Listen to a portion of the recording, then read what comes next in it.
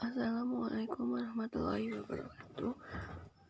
Perkenalkan, kami dari kelompok 3 ingin mempresentasikan hasil diskusi kami mengenai studi kelayakan bisnis pada usaha Crispy Cumi Purbalingga dengan dosen pengampu Bu Fatma Bagis MSI, dengan anggota Hadinda Wiljadi Setia Putri dan saya Monica.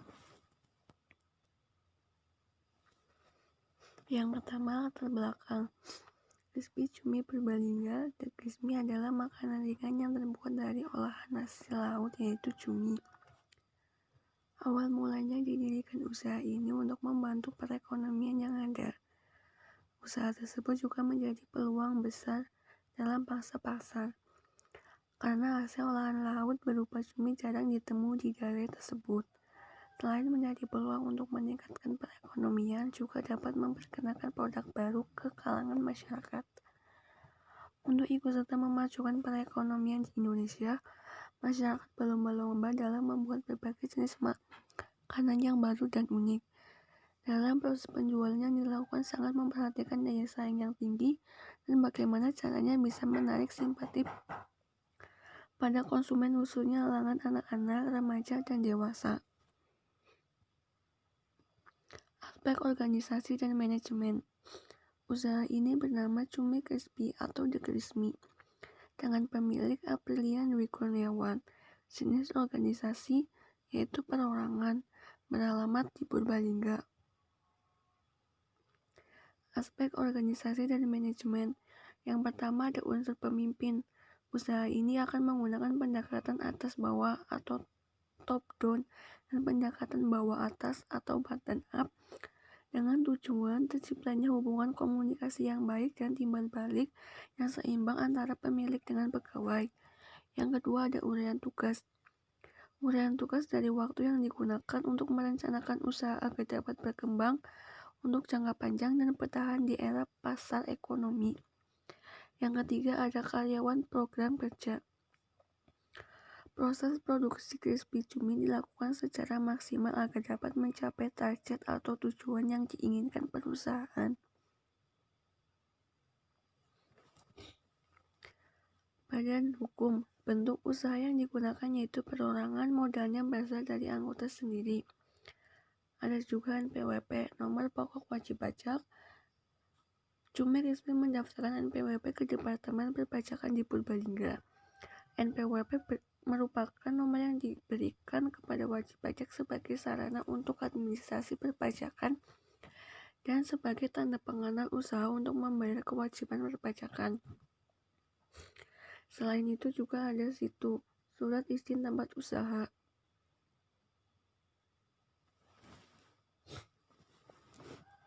Aspek pemasaran dan pasar. Yang pertama, ada nama produk yang dipasarkan dan kegunaannya. Yang kedua, wilayah daerah pemasaran. Yang ketiga, segmen pasar. Yang keempat, kebijakan harga. Yang kelima, sistem promosi. Yang keenam, permintaan produk. Yang terakhir, kesimpulan aspek pemasaran. Manajemen operasi. Yang pertama, deskripsi teknis produksi. Proses produksi yang digunakan untuk pembuatan menggunakan bahan utama cumi, tepung, dan bumbu-bumbu penyedap rasa, dan dibuat secara langsung untuk dijual kepada masyarakat. Oleh karena itu, proses produksinya setiap hari tetap berjalan yang tidak terputus, dengan menggunakan berbagai fasilitas yang digunakan untuk produksi.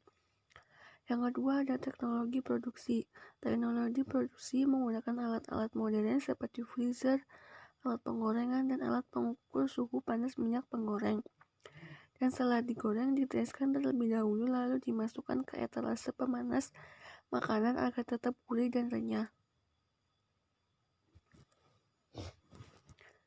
Yang ketiga, kapasitas produksi dan rencana produksi.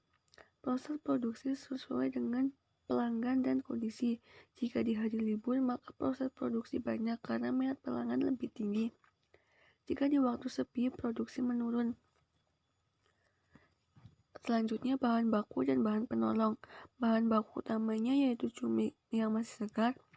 Yang kedua, bahan penolong seperti tepung dan bumbu perasa lainnya, termasuk jenis jeruk nipis agar cumi tidak berbau amis. Selanjutnya, pengolahan dan pembuangan limbah. Pengolahan dilakukan secara langsung atau jika ada pembeli langsung menggoreng cumi tersebut dengan tujuan agar si cumi tetap hangat, renyah, dan gurih. Pembuangan tidak ada karena menggunakan sistem penggorengan saja. Adapun limbah dari pembersihan kotoran cumi, yaitu isi cumi yang tidak bisa dimakan, bisa digunakan untuk pakan ikan lele. Kebutuhan biaya. Aspek teknis produksi. Aspek teknis produksi bertujuan menentukan kebutuhan investasi fisik dari suatu usaha. Proyeksi kebutuhan bahan baku diperhitungkan kebutuhan satu periode produksi dengan jangka waktu tertentu. Proyeksi belanja bahan baku memperhitungkan laju inflasi dan pertimbangan lain. Yang terakhir, kesimpulan analisis aspek teknis, produksi, dan operasi. Aspek teknis dan teknologi merupakan suatu aspek yang berkenaan dengan proses proyek secara teknis. Dengan adanya aspek-aspek tersebut, perusahaan dapat menjalankan tugasnya sesuai prosedur atau sesuai dengan aspek yang ditentukan. Perusahaan juga dapat mencapai keuntungan yang maksimal dengan mempertimbangkan aspek-aspek tersebut. Aspek keuangan. Yang pertama ada biaya sewa sebesar 8.500.000 per tahun. Yang kedua, biaya perizinan untuk usaha sebesar 500.000. Total aktiva tetap 16.350.000. Aktiva lancar 6.678.000. Proyeksi pendapatan per hari 250.000 atau sekitar 19 kap. Pendapatan per bulan yaitu 7.500.000. Pendapatan per tahun 90 juta. Proyeksi biaya per tahun. Biaya listrik yaitu 1.200.000. Gaji karyawan 18 juta. Jumlah biaya pengeluaran 19.200.000. Proyeksi laba rugi. Perhitungan laba rugi yaitu dengan menghitung selisih dari pendapatan dengan pengeluaran, yaitu laba atau rugi pendapatan dikurangi pengeluaran.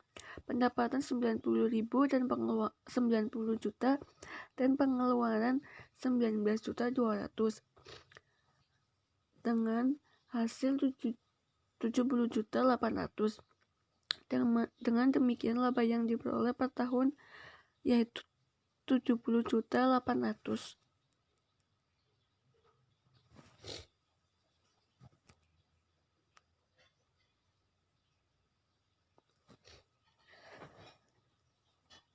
Dengan metode buyback period. Payback period investasi dikali 1 tahun. Arus cash flow ditambah depresiasi. Aktiva tetap 16.350.000, depresiasi 90 juta. Beban depresiasi keuntungan bersih per tahun yaitu omset per tahun dikurangi biaya operasional dengan hasil 70.800.000. Kesimpulan analisis aspek keuangan. Proyeksi laba rugi yaitu 51.600.000. Modal kembali. Jika saya mempunyai modal 2 juta, maka modal tersebut dapat kembali dalam waktu 8 hari, di mana omset 1 hari yang masuk sebesar 250 dengan menjual 9 cup per hari. Kesimpulan dan saran. Kesimpulan dapat disimpulkan bahwa usaha ini layak untuk dijalankan karena usaha ini telah merencanakan dan menerapkan aspek-aspek secara jelas dan detail dari segala bidang dan yang berkaitan dengan studi kelayakan bisnis. Diharapkan produk ini dapat menjadi andalan dan dapat bersaing dengan produk lain yang sejenis. Sarannya, jika laba usaha dan permintaan terhadap produk tidak sesuai dengan yang diharapkan, maka pemilik usaha melakukan inovasi produk yang lebih menarik dan berbeda dari produk sebelumnya, seperti mengombinasi aneka rasa pada produk sehingga laba dan permintaan produk kembali stabil. Ya, sekian presentasi dari kelompok kami. Apabila ada kesalahan, kami mohon maaf. Billahi taufiq wal hidayah. Wassalamualaikum warahmatullahi wabarakatuh.